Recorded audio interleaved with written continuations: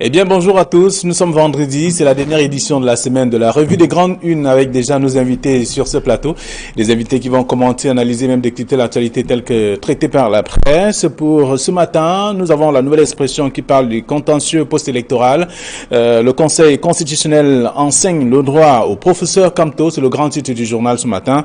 La haute juridiction a estimé que toute la batterie d'arguments que le héros de l'affaire Bakassi et ses conseillers donc ont déployé pendant 2 jours n'avait aucun fondement juridique et a donné raison au RDPC, à l'ECAM et à l'administration territoriale sur toute la ligne. Des réactions à découvrir.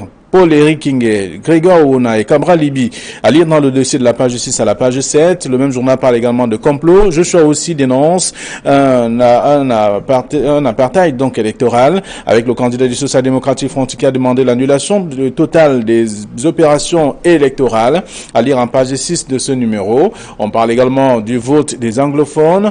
Le Philmoyan vole au secours du Social-démocratique France. Le Premier ministre a voté dans les bureaux de vote où il n'était pas inscrit, c'est en page 8. Et aussi on parle donc de représailles à Baba 2, la résidence de Frundi incendiée. Après avoir manqué donc de mettre le feu au palais d'Intarikon, des terroristes ont réduit en cendres la résidence du leader du Social-démocratique français. C'est à lire en page 3 du journal ce matin. Un autre journal qui est dans les kiosques, c'est l'Œil du Sahel qui parle de la téléphonie mobile. Nouvelle révélation sur l'affaire Nextel à découvrir en page 3. Et le journal parle également de Gawa Premier. Déjà 85 607 contraceptifs utilisés en 2018 dans cette partie du pays. Et des autres informations qui sont également contenues dans le journal ce matin, parlant de Marois Centre avec le centre artisanal qui sera livré en janvier 2019. C'est ce que dit le journal en page 6. Le quotidien Le Messager qui est dans les kiosques ce matin parle de l'affaire Vietel Cameroun. Comment l'armée vietnamienne est donc entrée frauduleusement dans l'entreprise, conduite donc par 2 généraux de l'armée du Vietnam. Et puis l'entreprise a usé donc de tricherie, d'imposture économique pour se mettre en partenariat d'affaires avec une entreprise de droit privé camerounais. C'est à lire dans le journal. Donc toute l'enquête dans le Messager de ce matin. Le journal parle également des marches pacifiques de Jean-Michel Nietzsche. À quel jeu joue le Social-démocratique Front? C'est la question posée. La réaction d'Isaac Ngaran, donc député du parti au pouvoir, à découvrir dans le journal en page 11. Le même journal parle du contentieux post-électoral. Le pénalty de Kamto, invalidé par le Conseil constitutionnel, c'est en page 4 du journal disponible dans les kiosques ce matin. Et toujours dans les kiosques aussi, on retrouve le journal Émergence qui parle de la présidentielle. Les fraudes massives peuvent-elles remettre en cause le verdict des urnes? C'est une question, mais seulement 10 experts s'affrontent sur cette question justement dans ce journal. Le journal Émergence qui parle également du Conseil constitutionnel qui déboute Maurice Kamto. C'est dans le numéro disponible. Et on parle aussi d'autres informations que je vous invite à lire dans le journal Émergence de ce matin. Et toujours dans les kiosques aussi, on va retrouver le journal le quotidien de l'économie qui parle d'évaluation. Le Cameroun qui recule donc en matière de compétitivité. Et ça, c'est pour l'économie et la politique également. On parle de Maurice Kamto, débouté au Conseil constitutionnel. Des informations à lire dans le journal ce matin. Mutation parle du Conseil constitutionnel du contentieux électoral avec la pièce qui est jouée, c'est ce que dit le journal. Donc à découvrir dans le dossier proposé par le numéro de ce matin, qui s'intéresse aussi à la région du Nord-Ouest avec la sœur de John Frundi qui a été donc enlevée. C'est ce que dit le journal également en page 7 de ce numéro. Le quotidien Le Jour parle de la même information, le contentieux, le Conseil constitutionnel. Maurice Kamto perd sous haute surveillance policière, c'est ce que dit le journal, avec les recours du candidat du MRC qui ont tous été donc rejetés hier. C'est dans le reportage et bien entendu les réactions également à lire dans le journal, le quotidien Le Jour de ce matin. Et puis le journal Info Matin parle de Kamto et je suis aussi débouté dans l'article 3, notamment dans le journal en page 3 de ce matin, qui présente donc les 2 personnalités, les 2 candidats, et à découvrir dans le numéro qui parle également de comptage physique des personnels de l'État. Le ministère des Finances accorde 3 mois aux retardataires. C'est ce que dit le numéro de ce matin. Voilà ce que la presse propose. Et puis sur ce plateau, ils sont 2, nos invités. Georges Semi, bonjour. Bonjour à vous, M. Dongo. Bonjour à tous les téléspectateurs qui nous regardent une fois de plus. Merci d'être là ce vendredi, comme tous les vendredis d'ailleurs. Camille, bonjour. Flavien Vallon, bonjour. Bonjour Georges Semi. Bonjour téléspectateurs d'Equinox Télévision. Très bien. Avec vous, nous revenons sur ce que la presse, le traitement que la presse a réservé à ce contentieux post-électoral qui se déroule donc du côté de Yaoundé. Souvenez-vous que c'est pratiquement à 2 heures que la séance d'hier a donc été, l'audience d'hier a été achevée. Donc la presse revient ce matin et parle de ce conseil constitutionnel qui enseigne le droit au professeur Kamto. Je dois d'abord dire que cette semaine, c'est une semaine historique, une semaine où l'on a vu et entendu des choses extraordinaires, une semaine au cours de laquelle le débat a pris toutes sortes a pris même des proportions démesurées, tant dans les réseaux sociaux, dans les chaumières, que dans les bureaux, dans les gargotes et dans la rue. Enfin, c'est la semaine du contentieux que tout le monde attendait, une semaine, un contentieux au cours duquel tout a été entendu et où les Camerounais se sont réellement passionnés de droit, des joutes oratoires, des considérations de droit. Il y a même des gens qui sont devenus de véritables juristes, spécialistes de droit au sortir de ce contentieux. Mais je dois vous dire que je n'aime pas beaucoup le titre de la nouvelle expression qui dit que le Conseil constitutionnel enseigne le droit au professeur Kamto. C'est un titre en réalité sarcastique. C'est un titre qui veut dire que le professeur Kamto, qui connaît le droit plus que le président de la Cour constitutionnelle, le président de la Cour constitutionnelle donne l'impression de lui donner le droit. Nous sommes ici devant une procédure judiciaire et dans cette procédure judiciaire, il y a des personnes concernées par leur recours et le juge qui, lui, n'a pas forcément besoin d'être un docteur ou un agrégé en droit pour juger ou connaître une affaire. C'est une question de loi. La loi dit qu'on ne commande pas une décision de justice libre à ceux qui sont en train de commenter aujourd'hui, mais ce que l'histoire retiendra, qu'il y a eu un contentieux, il y a eu des personnes qui étaient parties à ce contentieux, il y a eu une décision, des décisions qui ont été rendues. Parce que cette façon, soit de vouloir décrédibiliser la valeur ou la connaissance du droit du président Clément Tangana, ou alors de surdimensionner les qualités de M. Maurice Kamto, qu'un journal a même qualifié de héros de Bakassi. L'affaire Bakassi, le professeur Kamto ne l'a pas défendu seul. Il y avait tout un pool d'avocats. Il y avait 2 avocats français, il y avait 2 avocats anglais, il y avait le ministre Doualam Tomé, il y avait même le ministre Laurent Esso, parce qu'après Doualam Tomé, c'est Laurent Esso, et c'était toute une commission avec la délégation générale du Sécurité nationale représentée. Mais est-ce que le traitement fait sur cette question par la nouvelle expression le traitement, c'est un compte rendu d'audience. Oui. Un compte rendu d'audience qui dit exactement ce que pour vous, c'est le titre qui... non, moi, pour moi, le titre pour moi me laisse un arrière-goût de... je sais pas comment dire, un arrière-goût de raillerie, quoi. De raillerie. Le président Clément Tangana a rendu une décision. Bon, l'histoire se chargera de nous dire s'il avait raison, s'il a dit le droit ou s'il n'a pas dit le droit. Mais moi, les interprétations sarcastiques ou méchantes ou persifleuses, moi, je préfère les mettre de côté parce que la diffusion de ce contentieux à travers la télévision, je vous ne pouvez pas imaginer jusqu'à quel niveau elle a enflammé les Camerounais. Très bien. Alors, le contentieux, le Conseil constitutionnel enseigne le droit au professeur Kamto, c'est le titre de la nouvelle expression. Il y a le messager qui parle du contentieux post-électoral, le pénalty de Kamto invalidé par le Conseil constitutionnel. Autant de titres en tout cas. Oui, toute la presse n'en a que pour ce contentieux qui s'est finalement achevé hier très tard dans la nuit à 2h du matin. Ça nous rappelle un peu les matchs de la Coupe du Monde 90 qu'on attendait lorsque le Cameroun jouait à des heures tardives ou alors la Coupe du Monde qui s'est déroulée aux États-Unis. Donc il y a eu franchement un véritable engouement des Camerounais devant leur petit écran, ce qui était déjà inédit pour suivre ce contentieux. Maintenant sur les titres, là, je crois que sur le titre de la nouvelle expression, ça me laisse aussi un goût assez bizarre parce que non seulement nous ne sommes pas dans un amphithéâtre, on était bien dans un conseil constitutionnel devant un prétoire constitutionnel, mais on était dans un contentieux électoral et non dans un cours de droit public. Et vous savez que le professeur Kamto est quand même un diplômé en droit public. Mais je crois que c'est une formulation de la part de nos confrères de rendre le titre intéressant de façon incitative. Mais dans le fond, on constate bien qu'il ne s'est pas agi d'un cours de droit public ou alors d'un cours électoral qui a été donné au professeur Kamto.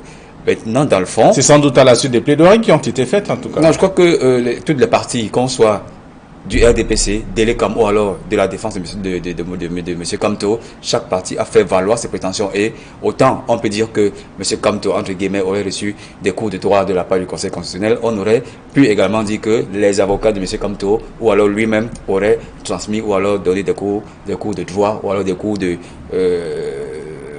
processus électoral aux membres de l'ECAM ou aux militants du RDP, aux représentants du RDPC ou alors au Conseil constitutionnel. Donc c'est un titre assez incitatif qui n'engage bien évidemment que la rédaction de la nouvelle expression. Maintenant, dans le fond, le contentieux, il a été vidé. Tous les recours ont été rejetés, soit pour des motifs de forme, d'autres pour des motifs de fond, comme ce qu'on a noté hier avec le fin du procès Kamto qui portait essentiellement sur certains procès verbaux ou alors sur d'autres contentieux, sur le déroulement même des opérations de vote. Mais malheureusement, soit ils ont été déboutés par défaut de qualité, pour parler de la forme, soit leur requête n'était tout simplement pas justifiée. Donc maintenant, ça ouvre la voie à l'arrêt et à la proclamation des résultats conformément à l'article 137 du Code électoral et certainement conformément à l'article 140 à la proclamation des résultats si un président est effectivement élu, parce que la fin du contentieux ne veut pas dire que forcément il y a un président qui va gagner les élections, parce que l'article 138 dit que si le président n'est pas élu, il n'y a pas un président élu, on organise de nouvelles élections dans un délai de 20 jours. Donc on attend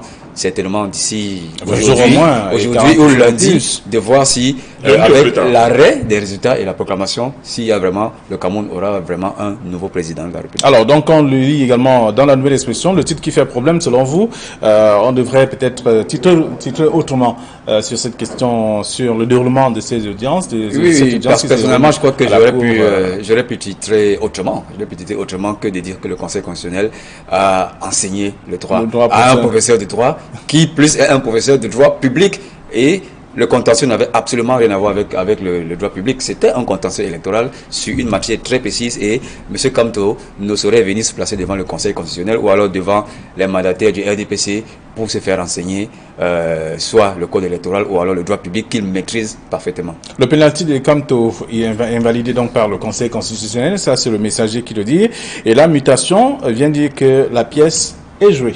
Ben oui, mutation, ça c'est aussi une image de mutation qui veut dire que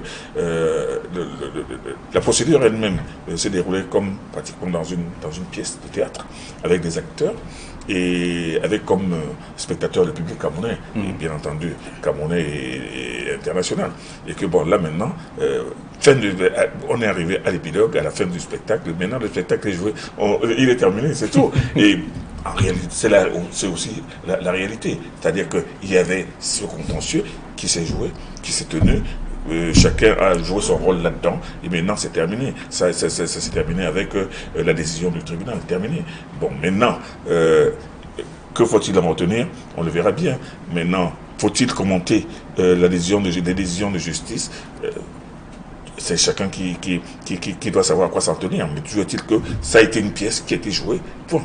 Alors, c'était un film, un feuilleton, par exemple, en utilisant ce titre du quotidien Mutation. Mais il faut quand même dire que la particularité de cette élection, c'est qu'on a assisté d'abord lors de la campagne électorale à un véritable engouement des personnes autour de la chose électorale, autour de la question électorale. On a vu beaucoup de personnes dans des meetings, il y avait des curieux, il y avait des badauds, mais il y avait également des militants convaincus. Maintenant, dans les opérations de vote, je crois que le taux de participation n'est pas encore connu, mais il y avait aussi un certain engouement de certaines personnes, les jeunes surtout, qui venaient accomplir leur droit de vote. Sur le contentieux maintenant, c'est quand même la première fois, si je m'en abuse, qu'on choisit de diffuser sur la chaîne publique le contentieux électoral. La diffusion est inédite, mais il était public depuis des années. Donc, les personnes qui voulaient bien aller pouvaient se rendre au niveau de la Cour suprême à l'époque pour assister au contentieux. Mais cette fois-ci, c'est le contentieux qui est venu vers les consommateurs de l'information. Ceux qui voulaient savoir ce qui se passe normalement dans ce prétoire. Je crois que c'est quelque chose à saluer, et il y avait même une retransmission gratuite aux chaînes privées. Vous savez que quand la CRTV diffuse quelque chose, il voudrait toujours obtenir soit une permission, soit une autorisation pour que les chaînes privées... écoutez, c'est une gratuit pour tout le monde. Donc, voilà, c'était gratuit pour tout le monde. Et on devrait... donc, ça fait que c'était absolument inédit. Tout à fait. Equinox a évidemment diffusé le contentieux. Avait également une équipe dans la salle. On avait cette retransmission également. Oui, mais malheureusement, toutes les images étaient estampillées CRTV. C'est ça un peu que je peux noter. Donc, c'était inédit le fait qu'on diffuse déjà ce contentieux. Mais certains ont cru, pensent qu'il s'agit d'une avancée de la démocratie camerounaise. Non, je ne pensais pas du tout. Puisque le contentieux a toujours été public. Mais c'est plutôt une stratégie pour moi du président de la République, du RDPC, de faire comprendre à ceux qui doutaient encore de la sincérité des débats que voilà ça, on met ça devant vous, il faut que vous en tirez toutes les conséquences lorsque les résultats seront rendus publics. Donc ça ne dénote pas d'une véritable volonté d'avancer la démocratie dans notre pays, mais de mettre chacun devant ses faits en disant que vous n'aurez plus raison si vous perdez, ou alors si vous gagnez, vous n'aurez plus raison de revendiquer quoi que ce soit dans Très bien. La pièce. C'est une avancée tout de même, Georges. C'est une avancée, quoi qu'on dise, c'est une avancée dans la mesure où les gens ne se contenteront plus d'écouter seulement la proclamation ou disons le verdict du président de la Cour constitutionnelle, ou comme on le voyait avec le président de la Cour suprême, dont on a retenu la formule que j'ai lu seulement ce qu'on m'avait donné. Mais c'est que tout le monde, chacun a pu entendre, voir comment les avocats ont déroulé leur plaidoirie. On a vu, on a même eu la possibilité d'évaluer la dextérité, ou plutôt le professionnalisme, ou la verve, ou le style oratoire de certains avocats que l'on ne connaissait pas, et on a aussi pu mesurer que certains autres ont moins de flamme. Mais tu sais que c'est une avancée dans la mesure où tout le monde a eu la possibilité d'entendre de tout ce qui s'est passé et de garder, même si chacun n'ont voulu entendre que ce qu'il voulait entendre, n'ont retenu que ce qu'il voulait entendre, et on refusait, on balayait du revers de main tout ce qu'ils ne veulent pas entendre, mais tout le monde a entendu. Il y a une avancée tout de même. Moi, je pense que cette avancée, certains considèrent que ça a été une erreur. Parce que moi, je me suis retrouvé dans un cercle, les gens disent, mais pourquoi avoir diffusé ça? Pourquoi avoir... Et d'autres disent que maintenant, il fallait diffuser, parce qu'il fallait que tout le monde entende, et qu'on n'écrit pas seulement dans les journaux que tel a fait ça, tel a fait ça. Je pense que c'est une avancée tout de même par rapport à ce qui s'est passé jusqu'à présent. Très bien. Alors, le quotidien, à côté notamment de ce que Mutation propose comme titre, la pièce est donc jouée. Il y a le quotidien de jour qui dit que Maurice Kamto perd sous haute surveillance policière. Écoutez, le conseil constitutionnel siège au Palais des Congrès, et j'avoue quand même que sur les retours que nous avons reçus sur le cordon de sécurité qui a été implanté, c'était assez sérieux. Il y avait la police, il y avait la gendarmerie, et très discrètement même, paraît-il qu'il y avait des policiers en civil. Donc, M. Kamto, qui était très attendu, vu le nombre de recours qu'il a formulés, il était extrêmement très attendu. Et je me souviens de cette vidéo qui a fait le tour des réseaux sociaux, où à son arrivée, il y avait quasiment une bousculade.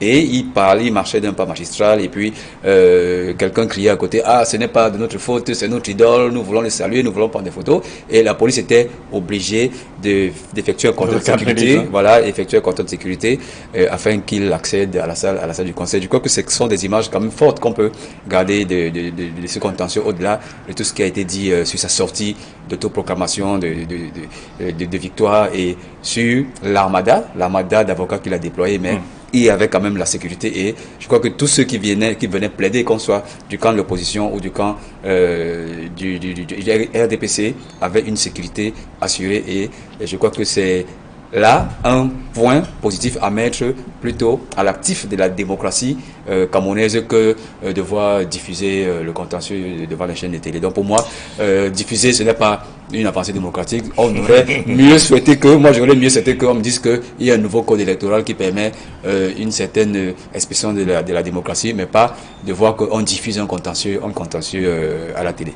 Voilà. Est-ce que, en tout cas, en titre, est-ce que la police, ou tout au moins une surveillance policière, était forcément obligée d'être en ces lieux au moment de ces plaidoiries? Vous auriez voulu qu'il n'y ait aucun homme en tenue, qu'il n'y ait pas de sécurité? Non, on parle de forte. Non, moi je parle. Est-ce que vous auriez voulu qu'il n'y ait pas de sécurité, qu'il y ait des gendarmes, des policiers? Non, je veux dire que non, ce n'est pas la première fois qu'on voit des procédures sous haute sécurité. Moi, je me souviens la première fois où Mara Famidjoya est passé devant le tribunal de grande instance de Yaoundé, il y avait la police, il y avait la gendarmerie, il y avait le juge.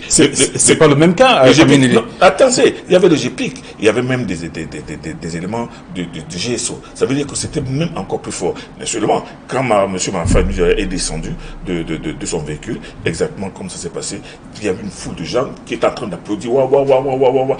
C'est pas la première fois. Vous devez comprendre que autant l'affaire Marafa a suscité un certain engouement de certaines personnes qui étaient venues, autant M. Kamto, qui s'est autoproclamé président et qui a suscité un certain intérêt auprès des Camerounais. Vous auriez voulu qu'en face aussi, il y ait aussi des gens du RDPC qui soient là en tenue en train de... Non, on ne parle pas de parti, tout ça, c'était des gens... On voulait simplement savoir qu'est-ce qui s'est passé, chacun est venu défendre ce qu'il avait comme il était tout à fait normal recours. Il était tout à fait normal qu'il y ait une bonne sécurité, et même une sécurité serrée, parce que cet événement est un événement qui sort de l'ordinaire. On redoutait quoi, par exemple?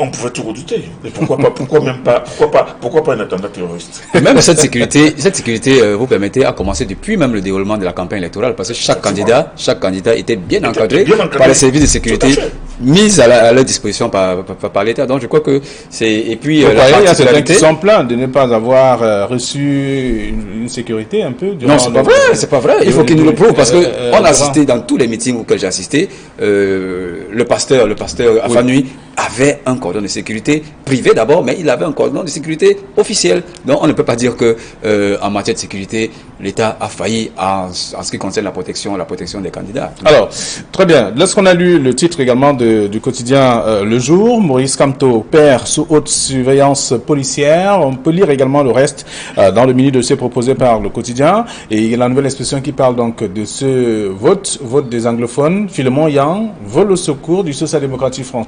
On a vu le Premier ministre aller voter donc dans des bureaux de vote où il n'était pas inscrit. Il n'était pas inscrit, mais oui, il s'est fait inscrire en catastrophe, comme toutes les personnes qui n'étaient pas qui n'étaient pas en mesure d'aller voter dans des villages qui étaient déjà complètement abandonnés, dans des villages où la sécurité n'était pas assurée.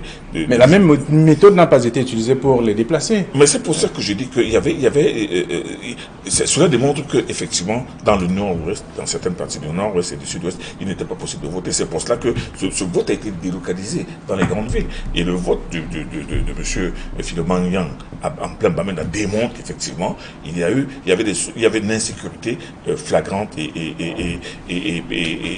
constatée qui l'empêchait de voter dans sa circonscription. Mais seulement, quand le titre dit que lui, finalement, il y a un vol au secours du SDF, qui dit qu'effectivement, il n'y a pas eu de vote anglophone, c'est pour cela que le SDF parti a demandé l'annulation de cette élection.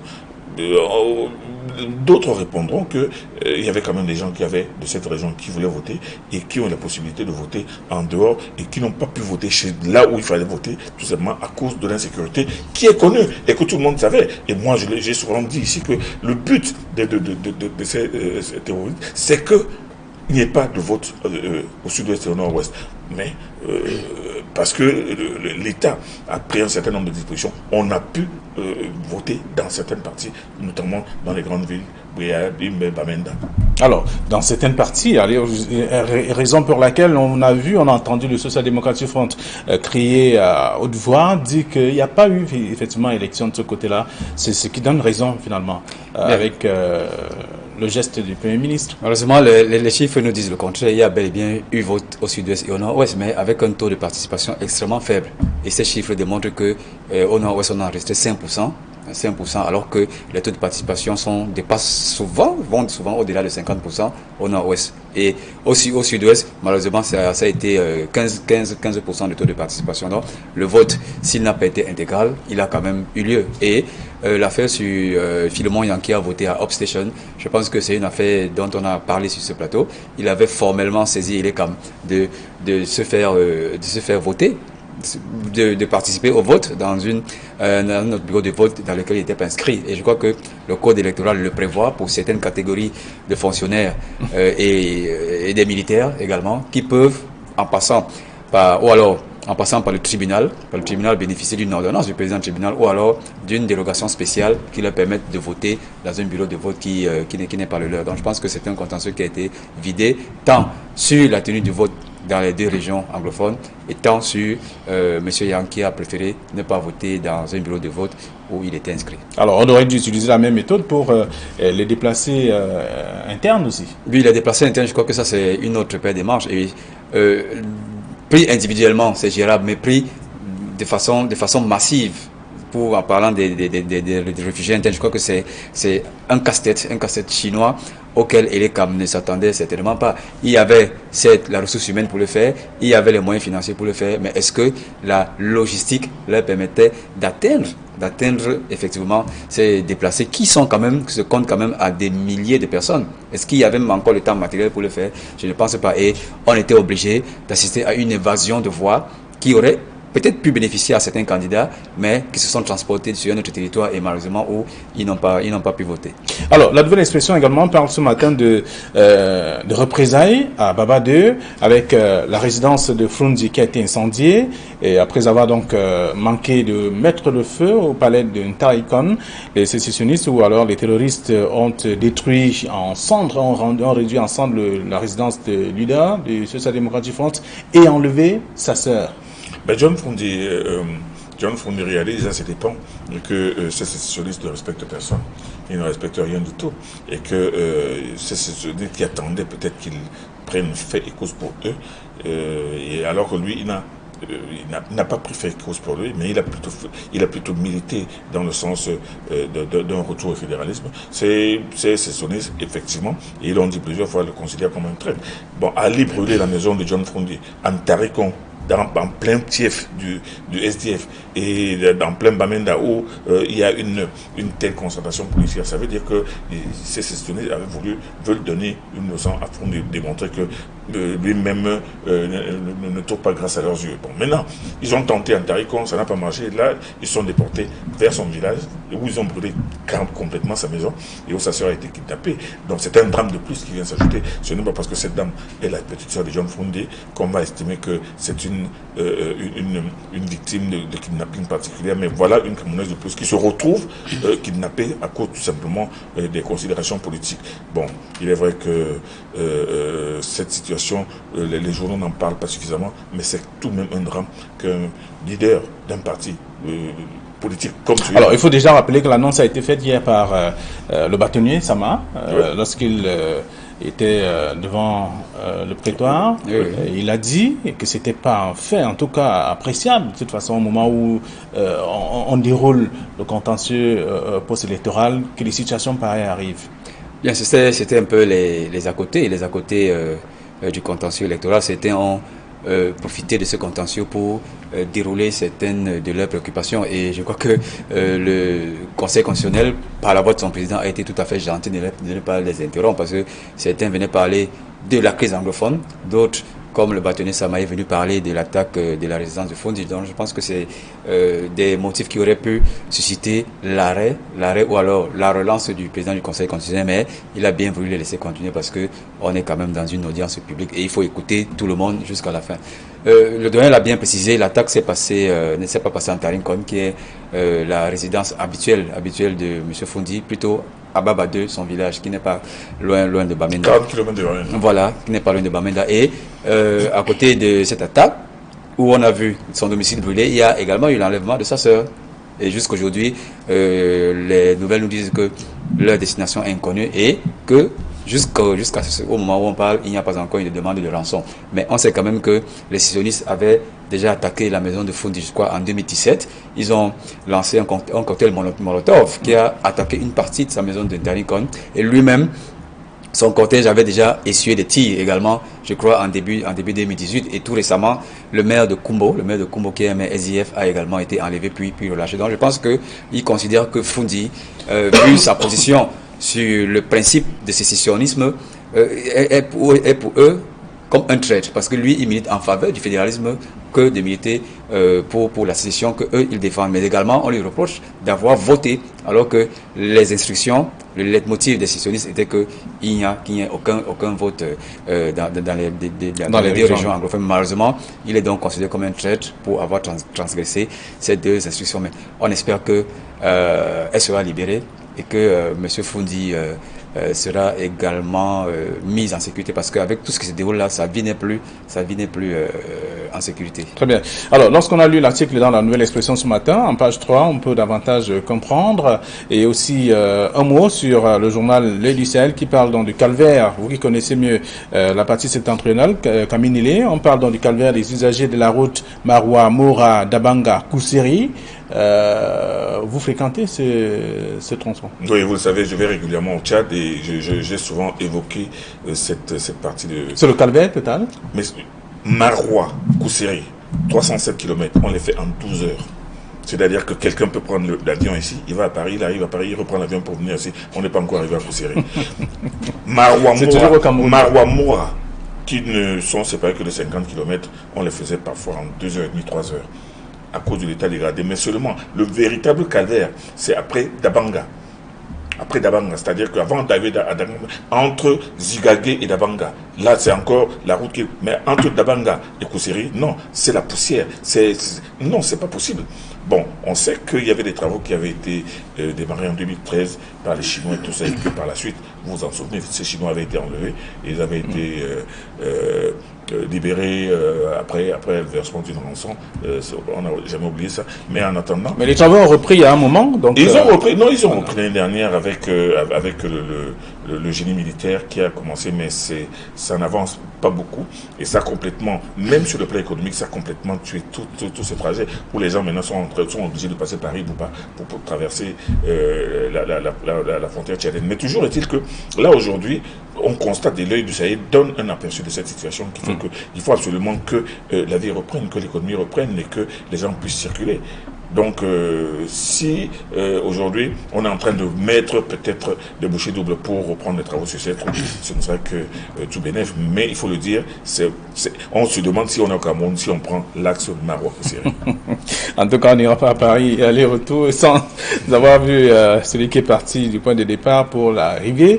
Il y a également une autre actualité qui fait le tour des tabloïds ce matin. On parle des nouvelles révélations sur l'affaire Vietel. En même temps, dans l'Œil du Sahel, également le Messager, c'est le grand titre aussi, pour ce qui est du Messager, comment l'armée vietnamienne est donc entrée frauduleusement dans l'esprit, dans l'entreprise.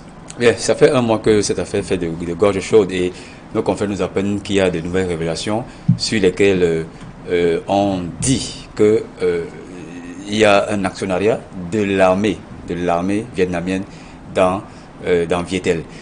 Bien, c'est quand même assez grave, mais il faut quand même faire la différence entre les fonds qui appartiendraient à l'armée et les individus qui pourraient être de l'armée, mais qui sont également des hommes d'affaires. Donc, il faut qu'on voit clair dans cette situation, mais dans l'un ou l'autre cas, je crois qu'on en appelle quand même à la responsabilité d'abord de nos hommes d'affaires, qui veulent bien tisser des partenariats avec des étrangers, de savoir, de s'entourer de toutes les garanties d'avec qui ils veulent nouer ce partenariat. On attire également l'attention de la NIF, l'Agence nationale d'investigation financière, qui est chargée du renseignement financier, de faire son travail, parce qu'elle a été créée depuis 2012, mais on assiste quand même à l'entrée au Cameroun de certains capitaux douteux qui font qu'aujourd'hui, on en arrive à certains scandales comme celui entre Vietel et l'entreprise de l'homme d'affaires Baba Dampolo. Il y a plusieurs cas. Il y a eu le cas Necotrans avec KPMO. Donc on peut citer plusieurs cas. Donc il faut que la NIF fasse son travail d'accroître le renseignement financier afin qu'on n'ait pas des capitaux douteux qui viennent entrer dans l'économie du Cameroun. Merci à vous, messieurs. Alors, merci également à Kaminile. Nous sommes arrivés à la fin de cette émission, la dernière de la semaine, je voudrais dire la revue des grandes unes. Je vous souhaite déjà de passer un très bon week-end et surtout sans excès. Mais ne faites pas perdre. Le vendredi, ça reprend. Le vendredi, ça reprend. À vous, chers téléspectateurs, retrouvons-nous lundi avec le même plaisir, le même sourire. Bon week-end à tous.